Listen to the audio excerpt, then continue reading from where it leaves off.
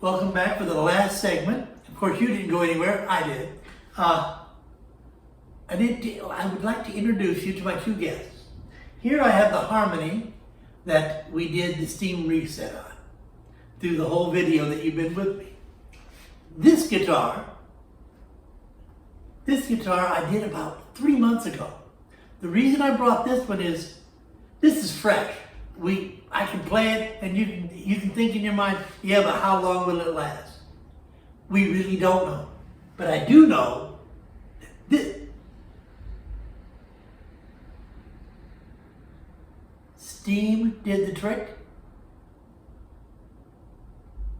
The neck came clean. This old guitar plays like a dream. The book is in the description.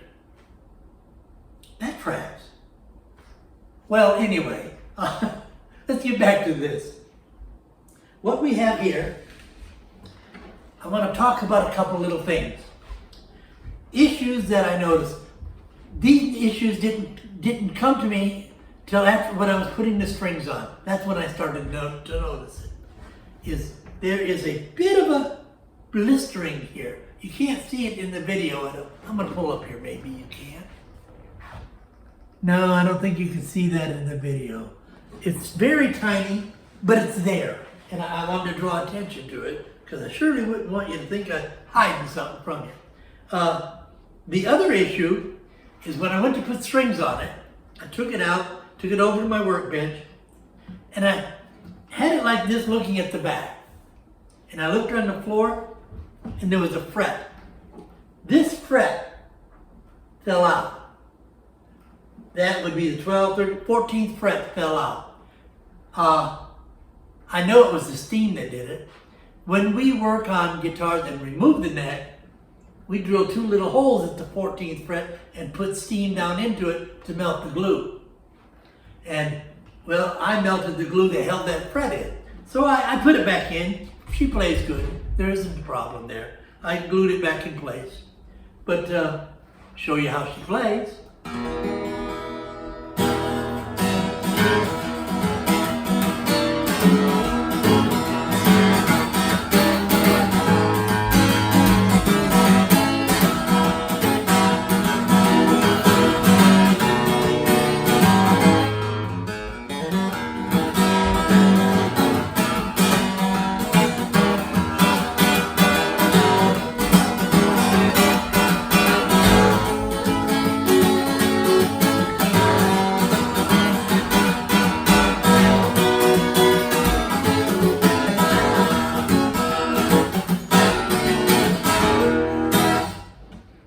Sounds pretty good.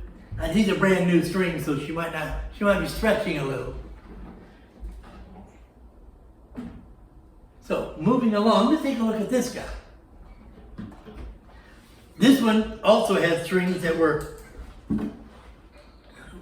more than a ½ inch above the fretboard. Totally unplayable. Somebody had taken a felt pen and they drew a picture of a tree on here. I think they were trying to do some folk art. They drew that tree on here. I tried to take most of it off. I got some off, but I couldn't get it all. And they took a paintbrush, a regular paintbrush, and they painted the headstock. And I had to clean all the tuning keys, all the plastic part and the metal part. And I cleaned the paint off where I could see the logo again. One of the problems this guitar had was it had a crack in the scarf joint on the neck here.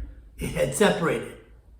They took super glue and they put in it, but they only got it in maybe the first 1/16 of an inch. They didn't get much super glue in it, but they got it all over the neck. They made a nice mess. But I took it, I sanded that off. I refinished the neck, I sanded it down. I used some teak oil on it because I like the feel of it. And but she plays beautifully, still, even after 3 months.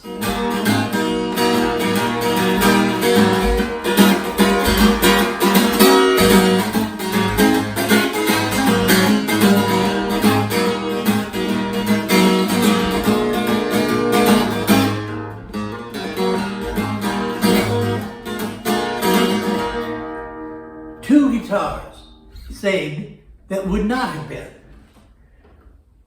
Nobody would have taken this guitar and paid $900 to do a neck reset. Not in the condition it was in. Even though it's a Yamaha, which makes a good guitar, and it's an older one, but what I did didn't cost it. It wasn't that much money, and it fixed it. It's playable. This guitar was not playable at all. Now it's playable. This guitar was not playable at all. Now it's playable. The system works. The system works. Tell you what, buy the book. It's in the description. That'll give you a step-by-step printed guide to follow. So you don't have to run back to the video and what was that about? Oh, there it is. You don't have to do that. It's in the book. Just turn the pages. Buy the book. The link is in the description. Go to Amazon and pick it up. And I wish you all the fun and enjoyment that I have when I do these neck resets. Have a great day. And thank you.